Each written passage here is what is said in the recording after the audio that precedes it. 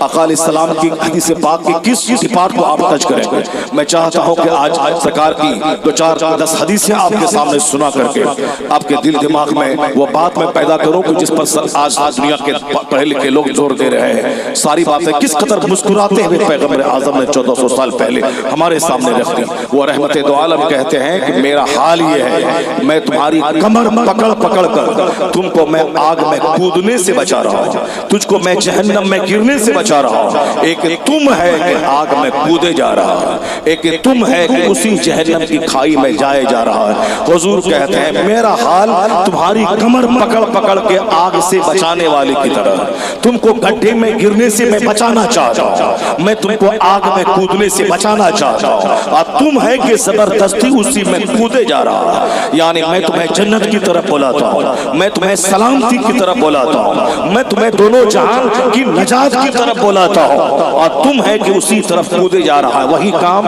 جو کام ہمارے لیے نقصان دہ ثابت ہو, وہی کام جو ہمارے لیے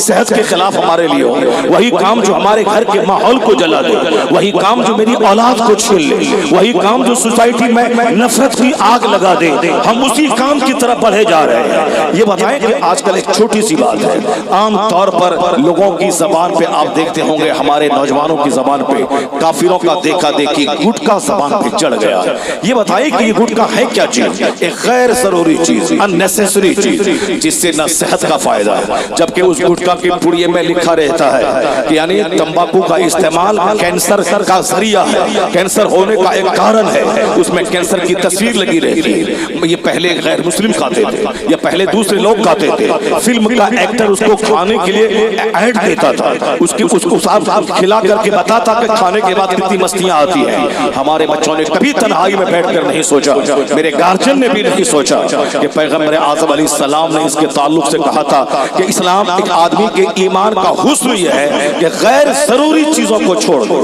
من حسن اسلام المرء ترکہ ما لا یعنی the beauty of a believer's faith, of the believer's faith, یعنی ایک مومن کے ایمان کا حسن یہ ہے کہ غیر ضروری چیزوں کو چھوڑ دو. جب گٹکا کے نقصانات کینسر کی صورت میں آنے لگے, جب تمباکو کے نقصانات بینائی گھٹنے کی صورت میں آنے لگے, جب سگریٹ کے نقصانات لنگس اور پھیپھڑے کی خرابی کی صورت میں آنے لگے, اب سگریٹ کے ڈبہ پہ لکھا جاتا ہے یہ سگریٹ کی فیکٹری سگریٹ بناتی تو ہے لیکن یہ لنگس کے لیے بہت نقصان دہ ہے. یہ گٹکا بنا تو رہی ہے کمپنی, مگر یہ کینسر کا باعث اور ذریعہ ہے. تو آج کا بتایا جا رہا ہے کہ جو نیسیسری چیز ہے اس کو اپنا ہے, جو غیر ضروری چیز ہے اس کو چھوڑ دے. کھان پان میں غیر ضروری چیزوں کو چھوڑ دے, پہننے اوڑھنے میں غیر ضروری چیزوں کو چھوڑ دے, اپنے گھر کو مال بنانے میں غیر ضروری چیزوں کو چھوڑ دے. جو ضروری چیزیں ہیں, پیٹ ضروری ہے, نہ کہ صاحب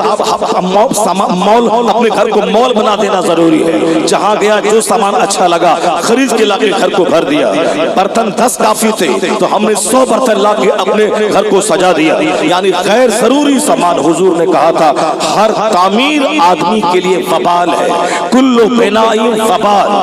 کل بنائن وبال, ہر تعمیر وبال ہے. یعنی اس کے بارے میں قیامت کے دن سوال کیا جائے گا کہ تم نے یہ کوٹھی کو کیوں بنایا, تم کو ضرورت تھی 5 کمرے کی, تم نے 25 کمرے کیوں بنایا, تم نے بلا وجہ تعمیرات میں خرچ کیوں کیا. تمہارے پڑوس میں ایسے لوگ ہیں جن کے چپر پہ گھاس نہیں ہے, تمہارے پڑوس میں ایسے لوگ ہیں جو کینسر کا علاج نہیں کروا رہے, تمہارے پڑوس میں ایسی بیٹیاں ہیں 40 سال عمر ہو گئی ان کے باپ کو شادی کرانے کے لیے پیسے نہیں ہیں, تمہارے پڑوس میں ایسے لوگ ہیں جن کے پاس بے شمار صحت کے مسائل ہیں, شادی کے مسائل ہیں, کھانے پینے کے مسائل ہیں, ان کے بچوں کے پڑھانے لکھانے کے مسائل ہیں. تم نے اس طرف زور نہیں دی اور اپنی گاڑی کمائی کو صرف اینٹ اور گاڑی میں تم نے لگا دیا. کیوں لگایا؟ آقا علیہ السلام کہتے ہیں ہر تعمیر وبال ہے, یعنی اس کے لیے باعث عذاب ہے, الا بضرورت, مگر جو تعمیر ضرورت کے تحت ہو, یعنی جو ہمارے لیے ضروری ہو, جس کے بغیر میں نہیں جی سکتا, جس کے بغیر میں نہیں رہ سکتا. تو حضور نے تعمیر کے تعلق سے ہمیں ایک اصول ضابطہ دیا ہے, تعمیر وہی جو ضرورت کے تحت ہو,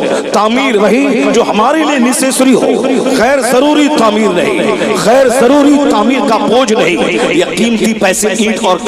اور کاری کے لیے نہیں ہے, یہ قیمتی پیسے اپنے مکانات میں وال پٹی کرنے کے لیے نہیں ہے, یہ قیمتی پیسے صرف گھر بنا کے چھوڑ کے اور اس کو ویران کرنے کے لیے اور خود سے باہر رہے اس کے لیے نہیں ہے, نام و نمود کے لیے تاکہ لوگ جانے کہ صاحب بمبئی میں رہتا ہے, یہ 5-10 کمرے کا مکان اس کا ہے، اگرچہ وہاں جنات بستا ہو، اگرچہ وہاں شیطان رہتا ہو، اگرچہ وہاں صاحب کوئی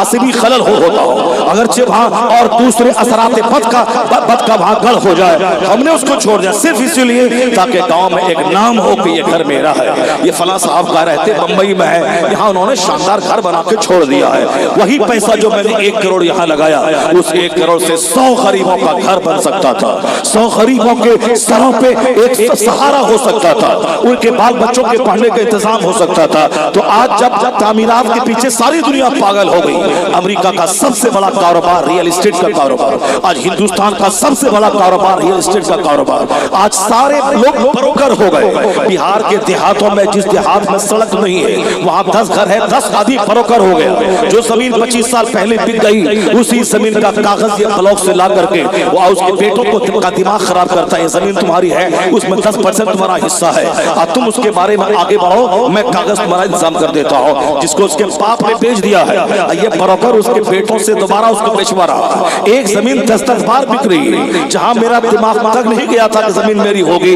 وہاں کا کاغذ لا کے بروکر دکھلا رہا ہے۔ یعنی گڑے ہوئے مردے کو اکھاڑ کے سماج میں تناؤ کا ماحول پیدا کرنا، بکی ہوئی زمین کو دوبارہ بیچوانا، سارے لوگ بروکر ہو گئے، دن بھر گھومتے رہیں گے، پاکٹ میں 1 روپیہ نہیں ہے، مگر 5 کروڑ کی بات کرتا ہے، 5 کروڑ کا سودا وہاں ہو گیا ہے، 10 کروڑ کا سودا وہاں ہونے والا ہے، 50 کروڑ کی ڈیلنگ وہاں ہونے والی ہے، آج شام میں میٹنگ ہونے والی ہے، وہاں 1 ارب روپے کا سودا پڑنے والا ہے۔ اب پاکٹ میں پان کھانے کے لیے پیسہ نہیں ہے، چائے پینے کے لیے پیسہ نہیں ہے، اب باتیں اربوں کی کر رہا ہے، باتیں کروڑوں کی کر رہا ہے۔ یعنی تعمیرات کی دلالی میں کتنوں کی جان لے لی، یہ بروکر ایک دوسرے کو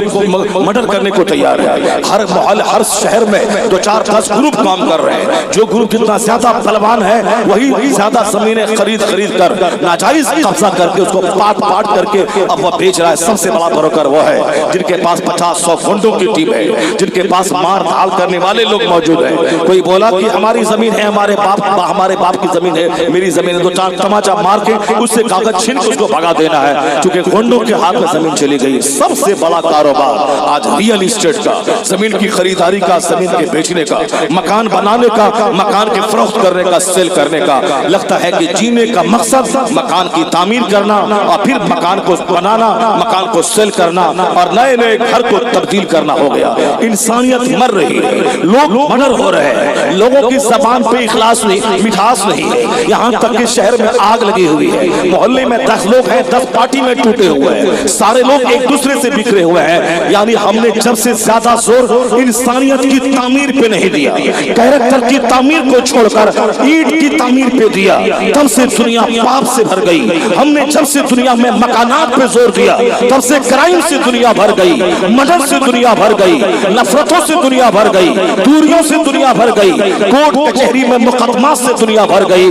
حضور نے کہا تھا ہر تعمیر وبال ہے، مگر جو ضرورت کے تحت ہو، پھر دوبارہ دنیا تعمیر پہ زور نہ دے کر وہ اخلاق پہ زور دے، وہ کردار پہ زور دے، مانوتا پہ زور دے، ہیومینٹی پہ زور دے۔ رہے وہ کرائے کے گھر میں مگر انسان بن کے رہے وہ جھوپڑی میں مگر آدمی بن کے رہے۔ کروڑوں کے مکان میں جانور بن کے رہنا نہ جینے کا سلیقہ نہ کھانے کا سلیقہ، اور دل میں گھمنڈ اور غرور ہے، اس سے بہتر ہے وہ شخص جو جھوپڑی میں رہتا ہو، سینے میں ہیومینٹی ہو، سینے میں فریٹرنیٹی ہو، سینے میں برادرہوڈ ہو، سینے میں سمپیتھی ہو۔ یعنی جانور بن کے محلوں میں رہنے سے بہتر ہے کرائے کے گھر میں رہنا۔ اگر لوگ چاہتے ہیں کہ دنیا سے کرائم گھٹے، لوگ چاہتے ہیں کہ دنیا سے زنا گھٹے، لوگ چاہتے ہیں دنیا سے مار دھاڑ گھٹے، لوگ چاہتے ہیں کہ جینے کا مزہ آئے، تو کوئی دوسرا راستہ نہیں ہے، راستہ وہی ہے کہ تعمیرات چھوڑ کر، یعنی ضروری تعمیر ہی کرے، غیر ضروری تعمیرات چھوڑ کر